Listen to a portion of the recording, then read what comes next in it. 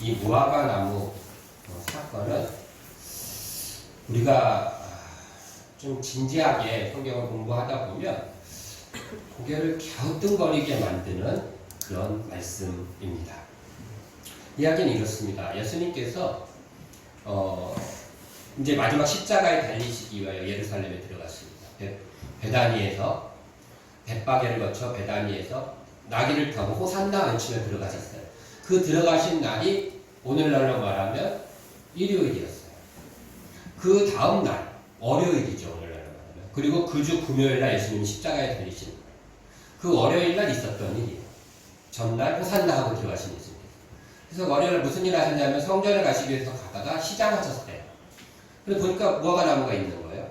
그래서 가서 뭐가 있나 하고 보러 갔더니 아무것도 없어요. 예수님께서 그 무화과 나무를 보고 얘기하십니다. 다시는 영원토록 사람들이 너에게 열매를 따지 못할 것이다. 그런데 그러고 났더니 그 무화과 나무가 그 다음날 성전에 갔다 나왔다 다음날 어떻게 됐냐면 뿌리채 말라서 죽었다라는 거예요. 그래서 이게 이제 무화과 나무 저주 사건. 뒤에 이제 베드로가 주님이 저주하신 나무가 뿌리채 말라나이다 이렇게 얘기했기 때문에 저주 사건 그러는데 정작 무화과 나무 사건 같아요. 저주라기보다는 예수님께서 이렇게 선언하신 것 같거든요. 근데 어쨌든 근데 이제 이게 왜 갸우뚱하냐면 그 중간에 있는 이 말 때문에 그래요. 13절에 보면 이는 무화과의 때가 아님이라 이렇게 돼 있어요. 그러니까 이게 지금 고개를 갸우뚱하게 하는 거예요. 왜냐하면 무화과 때가 아닌데 가서 무화과가 없다는 걸 보고서 그 나무를 저주해서 죽이셨다는 게 이상해지는 거죠. 요 말만 없으면 괜찮은데 실제 무화과 때가 아니에요. 무화과는 여름 과일이라 보통 이제 8월, 9월 이때 열려야 되는데 이때는 3, 4월이란 말이에요. 그러니까 무화과 때가 아닌 거 맞죠? 그러니까 이게 이제 갸우뚱하는 거예요. 그리고 또 하나 이 본문이 어려운 부분, 또 갸우뚱하게 만드는 부분 중에 하나는 그 갸우뚱할 뿐만 아니라 많은 사람들이 이 본문을 갖고 예수님을 비판하는 이유 중에 하나는 뭐냐면요. 그 다음에 무화과 나무가 말라서 죽었어요. 그쵸? 20절에 보면. 그랬더니 베드로가 물어봐요. 예수님께서 저주하신 나무가 뿌리채 말랐습니다. 이렇게 얘기를 해요. 그랬더니 예수님께서 거기에서 뭐 기도를 하고 산을 들려서 옮길 것을 쭉 얘기한 다음에 마지막 25절을 보면 어떤 얘기로 마치시냐면요. 용서하라는 거예요. 지금 예수님은 용서했어요? 안 했어요? 무화과 나무? 안 했어요. 열매 없으니까. 그래놓고 그 사건을 얘기하시면서 용서하라는 거니까 말이 안 된다는 거죠. 예수님의 행동이. 우리는 그냥 갸우뚱하고 이상하다 하는 생각 정도 하는데 안 믿는 사람들은 이거야말로 예수님을 물고 뜯고 헐뜯을 만한 좋은 근거다. 그래서 난리를 칩니다. 부모를 갖고. 대표적인 두 사람이 있는데 한 사람은 버틀런드 러셀이라는 사람이에요. 이 사람 1950년대 노벨 문학상을 받았던 20세기 석학이라는 사람이에요. 이 사람이 책을 썼어요. 무슨 책을 썼냐면 나는 왜 그리스도인이 아닌가. 예수 안 믿는 사람이에요. 예수님 막 비판하는 사람이에요. 그러면서 그 책을 썼어요. 그 책 제일 처음에 자기가 예수님을 그리스도인이 아닌 첫 이유를 하는데 이 내용을 들고 하는 거예요. 그러면서 흡사 그 러셀이라는 사람은 이렇게 얘기하는 거예요. 걷지도 못하는 애한테 뛰어 그랬다가 안 뛴다고 애를 죽일 수 있느냐. 이런 아버지처럼 미쳤다는 거죠. 우리 생각에 이런 거죠. 구구단도 모르는 6살 애한테 미분적분 문제를 갖다 놓고 풀어! 안 푸니까 막 회초리 막 때리고 미친 거잖아요. 그렇죠? 그래서 그 러셀의 얘기는 예수님 그렇다는 거예요. 지금. 그래서 미쳤다. 이런 사람을 어떻게 신으로 믿을 수 있느냐. 그래서 자기는 예수를 안 믿는다. 이런 거예요.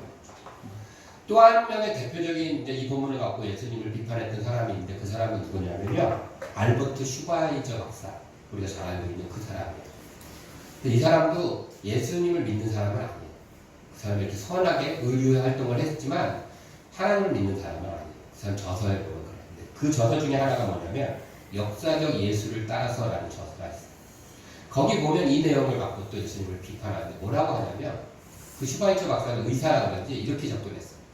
예수님이 앞에 그 러셀은 예수님이 시장하셨다라는 그 이유를 들어서 배고프시다고 그렇게 막 함부로 죽였다 이런 건데 이 슈바이처 박사는 어떻게 봤냐면 지금 예수님이 십자가에 달리기 며칠 전이에요? 4일 전이에요. 예수님 십자가에 달릴 걸 아셨을까요? 모르셨을까요? 아셨죠. 그러니까 거기서 오는 스트레스가 예수님을 미치게 만들었다. 그 극도의 그 긴장감과 죽음에 대한 두려움과 스트레스로 인해서 예수님께서 지금 자기도 통제할 수 없는 그런 행동을 하셔가지고 막 이렇게 나무를 죽이고 막 이런 어처구니없는 이런 행동을 하셨다. 라는 게 슈바이제 박사의 이 본문에 대한 해석인 거예요. 그러니까 이렇게 이 본문이 우리는 그냥 좀 이상해 이러고 말지만 예수를 안 믿는 사람들에게는 예수님을 믿지 않게 만드는 요소도 되고 예수님을 비판하는 요소가 된다. 그래서 오늘 이 본문을 우리가 좀 한 번쯤은 살펴볼 필요가 있겠다 싶어서 시간이 좀 걸리더라도 오늘 이 본문을 좀 조금 살펴보려고 합니다. 자,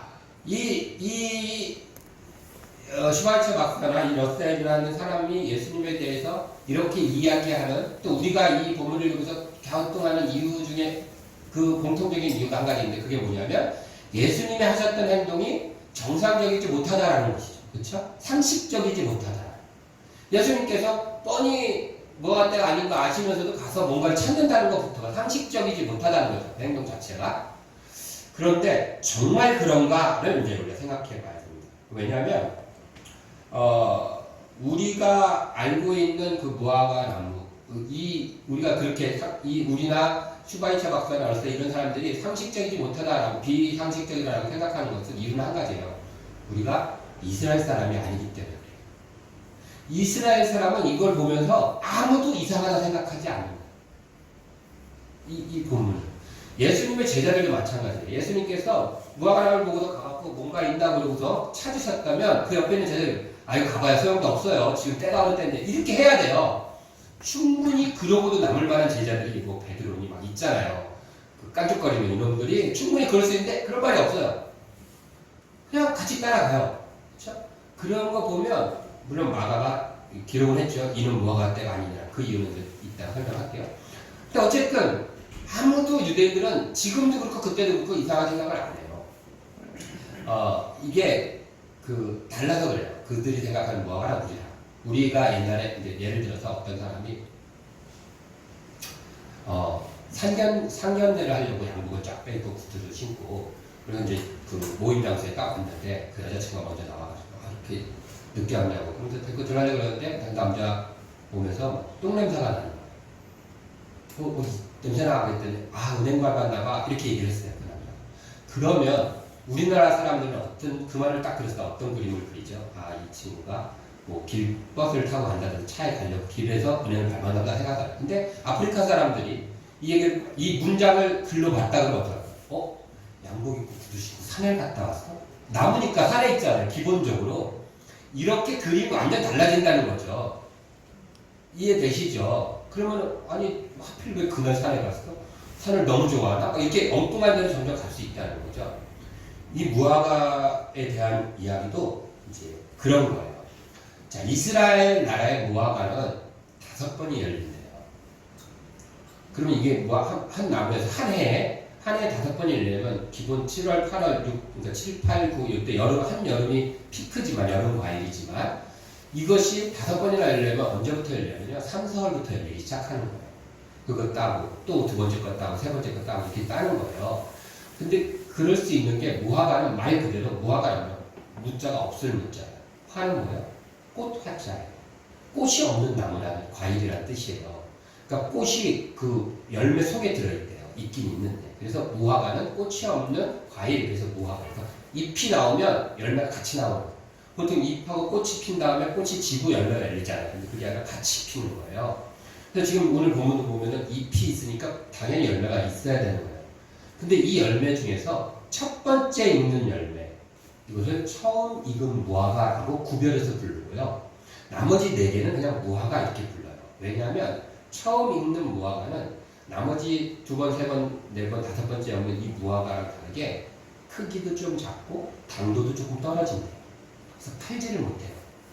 팔기에는 좀 그렇고 그런 무화과. 나머지 2번째부터 5번째는 우리가 알고 있는 정상적인 무화과인데 그러면 이 첫 번째 열리는 이 처음 익은 무화과라는 이 무화과를 이스라엘 사람들이 별볼일 없이 취급했느냐? 그렇지 않아요.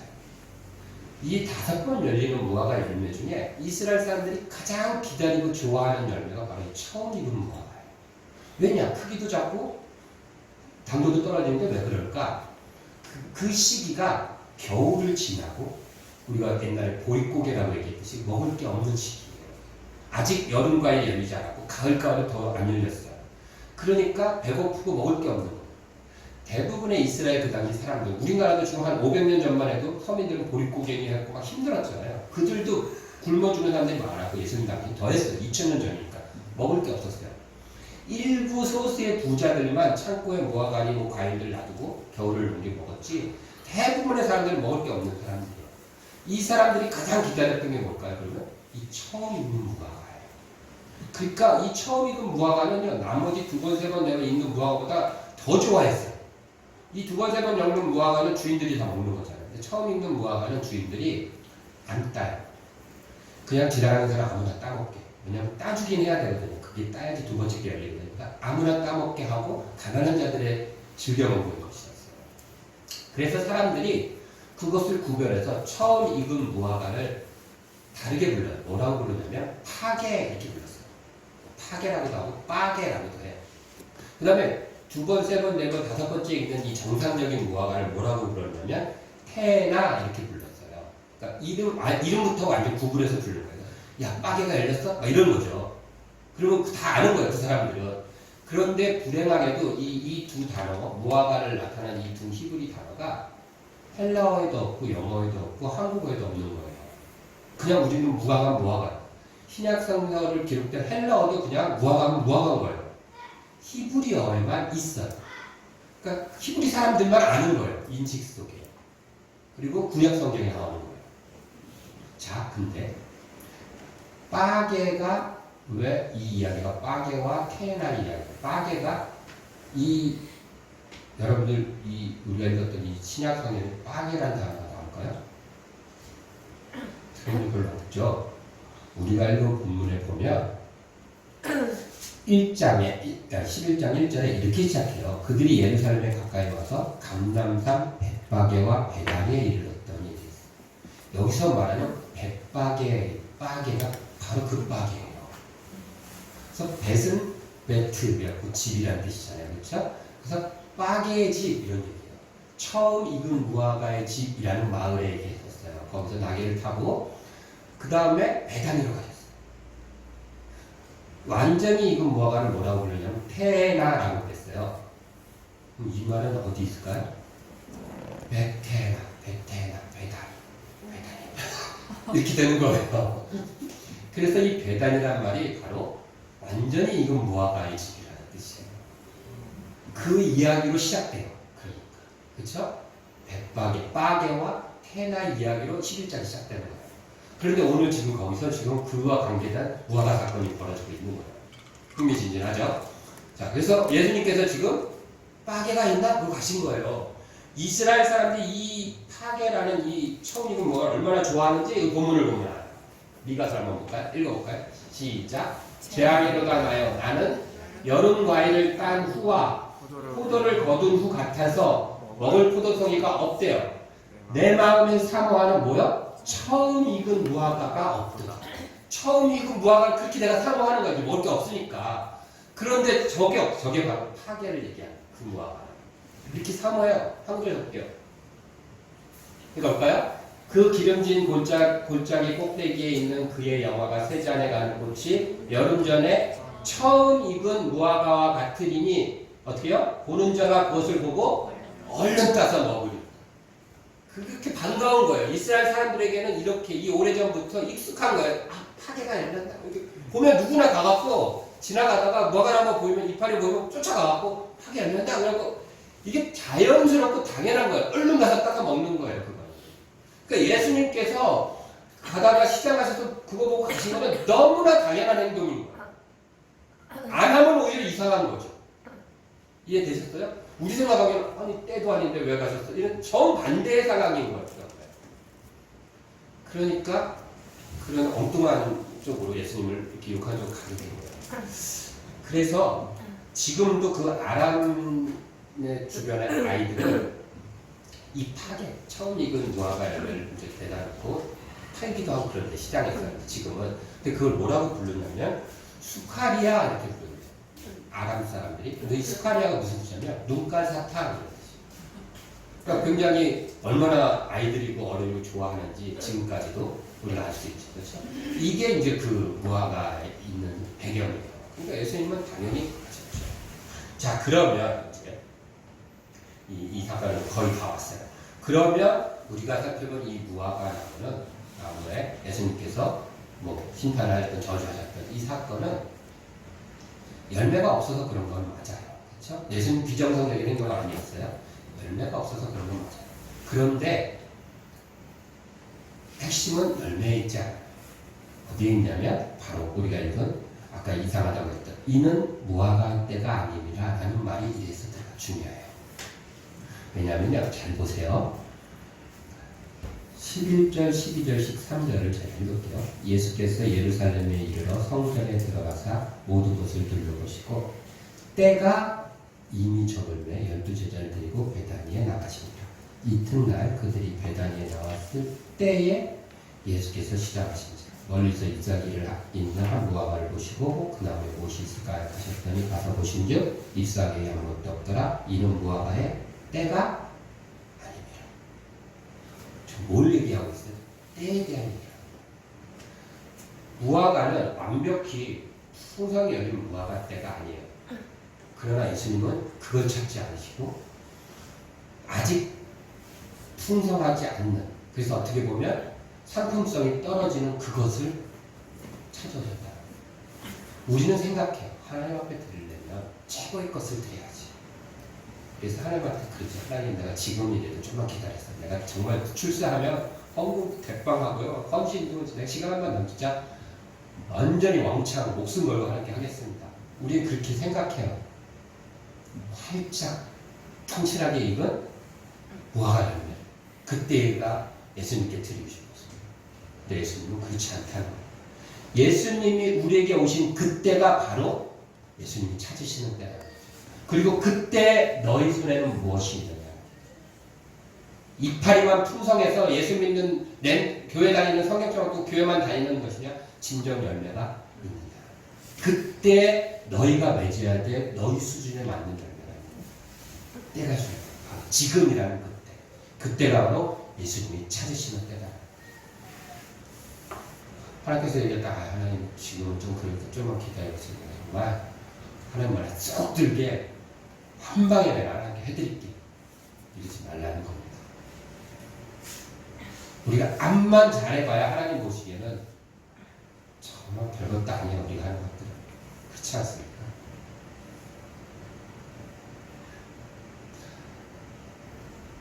제가 다윗을 보면서 이 찬양가 쓰는 거 보면서 오늘 그런 생각이 들었어요.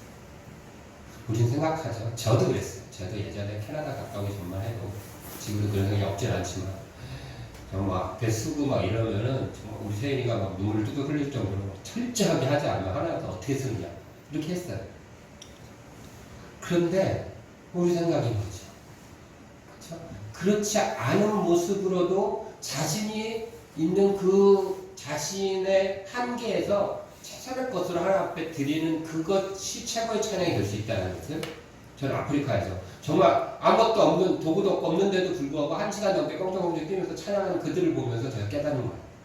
세션이 막 갖춰져 있고 막 한 게 아니에요. 아무것도 없고 전주도 그냥 하지 않는데도 불구하고 그렇게 하는 모습을 보면서 그럴 수 있거든요. 다윗이가 저는 여기서 계속 서서 정말로 좋은 찬양 대원으로 찬양 인도자로 성장하기를 저는 기도하고 있어요. 제가 여기 서 있으니까 그래도 그나마 하나님 앞에 열심히 찬양을 지금 모습을 하는 거죠. 여기 안 있고 저기 있다면 덜 하겠죠.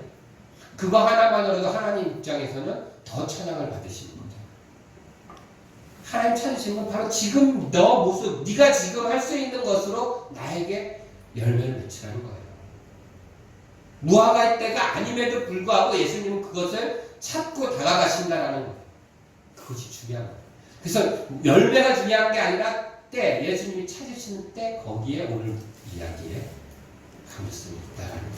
그래서 마가가 이는 무화과의 때가 아닙니다 라고 상황에 대한 행동에 대한 설명을 하는 거지 무화과 때가 아닌데 왜 가셨을까라는 의문을 달아서 쓴 것이 아니다라는 거예요. 이해되시죠? 예. 자, 이제 뒤에 넘어가서 한 가지 더 살펴. 아까 얘기했던. 그리고 끝나면 참 깨끗하고 좋을 텐데, 그러고 나서 이제 성전에 갔다 나오셨는데, 이것이 뿌리채 말라버렸어요. 제가, 21장에 보면 베드로가 주님께서 저주하신 무화과 말랐습니다. 그래서 저주하셨다라고 얘기하는데 저는 지금 오늘 본문도 저주하신 사건이라고 안 하고 그냥 무화과나무 사건이잖아요. 제 생각에는 예수님이 저주하신 것 같지는 않아요. 베드로는 그게 맞는 걸 보고 저주하셨다고 합니다. 왜냐하면 예수님이 저주하셨으면 이렇게 하셔야죠. 영원토록 열매를 따지 못하려가 아니라 뿌리채 말라라. 이래야 되잖아요. 그렇게 하는 게 저주잖아요, 사실. 아니면 뭐 뽑혀서 넘어져라. 이렇게 해야 되는지 이게 저주인 거지. 그냥 영원히 너한테 열매를 딸 수 없을 거다라고 선언하신 거예요. 물론 심판의 선언이긴 하지만. 그런데 열매를 딸 수 없다 그러면 여러분 한번 생각해 보세요. 그렇게 뿌리채 말라 죽은 모습을 보이는 게 아니라 그냥 열매만 안 열리는 게 더 괜찮지 않아요? 그래서 열매가 안 열리는 거예요. 그럼 해마다 그걸 볼 때마다 야, 저 나무는 왜 열매가 안 열려? 아, 예수님께서 찾아낸 없어갖고 열매가 안 열려 저렇게. 이게 훨씬 더 교훈적이지 않을까요? 근데 뿌리채 마른 거예요. 그것을 제자들이 보여주시는 거죠. 그러놓고서는 또 아까 얘기했지 뒤에 가니까 용서하라 이러면서 얘기가 끝나는 거예요. 그렇죠? 자, 이것에 대한 이야기를 좀 풀어봅시다. 이것을 알기 위해서는 이 무화과 나무에 관계된 이스라엘 사람들의 그 신앙과 관계된 이야기를 좀 더 들어가 봐야 돼요. 요한복음 1장에 보면 나다나엘이라는 사람이 나옵니다. 기억을 좀 떠올려 보세요. 빌립이 예수님 제자 빌립이 나다나엘이라는 사람을 예수님께 소개시키고 데려왔어요. 그래도 예수님 보자마자 저 사람은 참 이스라엘 사람이고 요한복음 1장 내용이에요. 그 속에 간사한 게 없다 그러셨어요. 근데 나다나엘이 예수님을 보고 저를 어떻게 아십니까? 그랬어요. 여기까지 우리 어려운 거 없어요, 그렇죠? 근데 예수님께서 내가 너를 무화과나무 아래에 있는 것을 보았다 이렇게 얘기하셨어요. 너까지도 어려운 게 없어요? 근데 어려워요. 그 다음 이 얘기를 듣자마자 나다나엘이 당신은 하나님의 아들이십니다. 뭐 이상하지 않아? 무화과나무 안에서 봤다니까 갑자기 당신은 하나님의 아들이래요. 안 이상해요, 여러분? 그러면서 당신은 이스라엘 왕입니다. 이러는 거예요. 왜요? 무화과나무 아래에 의미가 있는 거죠. 그들 안에 사인이 있는 거예요. 이스라엘에서 무화과나무는 그늘을 줘요. 그래서 항상 무화과나무 그늘에서 사람들이 쉬어요. 그리고 그 안에서 주로 무화과나무 밑에서 뭘 하냐면요. 이스라엘은 햇빛이 쬐는 데니까 그래서 그늘 안에서 성경을 연구하고 기도를 해요. 오늘날 우리로 말하면 기도원 같은 곳이에요. 그래서 예를 들면 이런 거예요. 나다나엘이 성경을 연구하면서 이스라엘의 오실 왕 메시아에 대한 고민을 막 하는데 응답이 없는 거예요. 근데 어떤 사람 만났는데 내가 너를 그때 보았다. 여러분들 갈멜사 기도원 아세요? 근데 청년들 기도원만 알아요? 기도원은 모르고 기도하는 곳이 있어요. 예배도 드리고 집중적으로 기도하고 싶을 때 거기에 올라가서 금식도 하고 기도를 하는 거죠. 가장 유명하고 가까운 곳이 갈멜산 기도원이죠. 하늘산 기도원도 있고 삼각산 기도원도 있고 막 그래요. 굉장히 많아요. 우리나라에 기도원이 오사리 기도, 금식 기도원도 있고 다 가봤는데 갈멜산 기도 예를 들어 우리 한나가 오늘 내가 하나님에 대해서 좀 더 뜨거운 열정을 하고 싶다. 그래서 갈멜산 기도를 갔어요. 거기 기도를 가면 이렇게 예배당 여러 명이 몇백 명 모이는 예배당도 있고 개인 기도굴도 있거든요. 그래서 개인 기도굴에 하는 데 들어가고 거기서 성경을 펴놓고 읽으면서 막 기도를 막 했어요. 하나님 더 뜨겁게 알고 싶습니다. 나에게 보여주세요. 나타내주세요. 하는 거 했는데 아무런 응답이 없었어요. 그래서 집에 왔어요. 3일 만에. 집에 딱 왔는데 친구가 누구 좀 보자고 보러 가자. 갔더니 모르는 사람이 너 신앙이 좋다. 내가 안다. 어떻게 아세요? 네가 갈래서 기도굴에 있을 때 그걸 봤다. 라고 하면 그러면은 깜짝 놀라지 않겠어요? 내가 혼자서 하나님께 기다리는 걸 그걸 들으셨다고? 그럼 누구예요? 하나님이라는 얘기죠. 나다나엘이 그 상황이고 그만큼 이 무화과 나무는 이스라엘 사람들에게 먹거리 주는 친근함 뿐만 아니라 신앙과 관계돼서도 그리고 구약에 보면 이스라엘 백성 자체를 무화과 나무로 비교를 해요. 무화과 나무는 이스라엘 백성 자체인 거예요. 무화과 나무가 성경에 처음 등장한 게 언제일까요?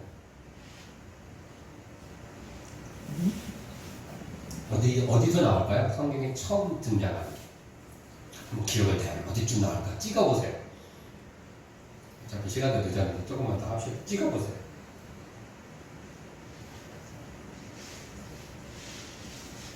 네? 어디 나올 것 같아요? 처음. 자, 어? 창세기. 좋아요. 창세기 어디? 맞았어. 창세기 어디? 다시 한번 올라가요. 어디? 창세기 어디? 빨리 얘기해서. 어디쯤 나올까요? 창세기 어디? 아브라함? 더 올라가. 아담. 어? 아담. 아담. 어디? 아담이 어디 있었죠? 에덴 동산. 창세기 3장. 에덴 동산에서 선악을 알게 하는 나무에 따먹었어요. 창피했어요. 그 다음에 어떻게 했죠? 무화과 나무 잎으로 가렸어요. 옷을 내서. 그러면 여러분 잘 보세요. 선악을 알게 하는 나무, 선악과가 대한 상상을, 아니, 그 고민을 해봅시다. 선악과가 무슨 나무일까요? 선악과라는 아주 독특한 나무가 있었을까요? 지금 지구상에 없는? 그렇게 생각을 많이 했었어요. 처음에는. 그렇죠? 선악과라는 아주 독특한 나무, 지금은 없어. 그런데 선악과가 아니라 선악을 알게 하는 나무라는 그 의미를 우리가 알고 난 다음부터는 그냥 이 독특한 과일이 중요한 게 아니라 어떤 하나님의 말씀을 지키는지 안 지키는지 기준이 되는 어떤 나무가 있으면 됐다라는 인식으로 바뀌어갔어요. 그게 맞아요. 선악을 알게 하는 지식나무예요. 그 나무는. 그러면 창세기 3장의 그 사건 속에서 나무의 이름이 명시된 거는 어떤 나무? 무화과 나무 하나밖에 없어요. 열매를 따먹었는데 창피한 갑자기 내가 빨리 가서인데 얼른 나무 잎으로 가려요. 그럼 어디? 저기 있는 무화과 나무한테 쫓아가고 얼른 가릴까요? 아니면 제일 가까이 있는 나무 잎을 따라서 다 가릴까요? 제일 가까이 있는 나무 잎을 따라서 가리는 확률이 제일 높죠. 근데 무슨 잎으로 가렸대요? 무화과. 이스라엘 백성의 70% 이상은 그래서 선악을 알게 하는 나무가 어떤 나무를 알아요? 무화과 나무를 알아요. 우리나라 사람들은 사과처럼 생긴 그림에서 보고 이런 걸 생각하는데 이스라엘 사람들은 그렇게 안다는 거예요. 그게 맞다라는 얘기가 아니라 그러면 지금 이 질문을 했던 베드로도 뿌리채 무화과 나무가 말랐습니다 라고 질문했던 베드로도 어떻게 알고 있을까요? 그렇게 알고 있어요. 그래서 이스라엘 사람들이 생각하는 이 무화과 나무는 마치 이 정도 같아요. 우리가 생각하는 태극기? 태극기가 막 짓밟히고 있어요. 기분이 어떠세요? 굉장히 안 좋죠. 내가 막 짓밟히는 느낌도 살짝 들지. 무화과 나무가 꽉꽉 말라가지고 죽었어요. 기분이 비슷한 거예요. 자기가 죽은 것 같아요. 근데 더 중요한 것은 하나님께서 그러라고 말리신 거예요. 아까 얘기했듯이 열매가 평생 안 열리게 하실 수도 있었어요. 그런데 그걸 보라고, 그 마음을 느끼라고 일부러 말려서 보여주신 거예요. 겉모습은 푸릇푸릇 풀이 솟아 있지만 실상 너의 모습은 저렇게 말라 있는 것이다. 그리고 그 전에 뭐라고 나오셨어요? 성전을 뒤집어 엎으셨어요. 하나님이 계시는 전이라서 불리는 성전을 하나님이 그러면서 뭐라고 얘기하시냐면 여기는 강도의 집이지 내 집이 아니다. 제 기능을 상실하고 제 역할을 못하는 겁니다. 맺혀야 될 시기에 맺혀야 될 열매를 못 맺고 입만 푸릇푸릇해갖고 나무인 척하는 거. 다 말라 비틀어진 것이고 뒤집어 엎어야 될 것이다. 그것을 베드로가 눈치채고 물어본 거예요.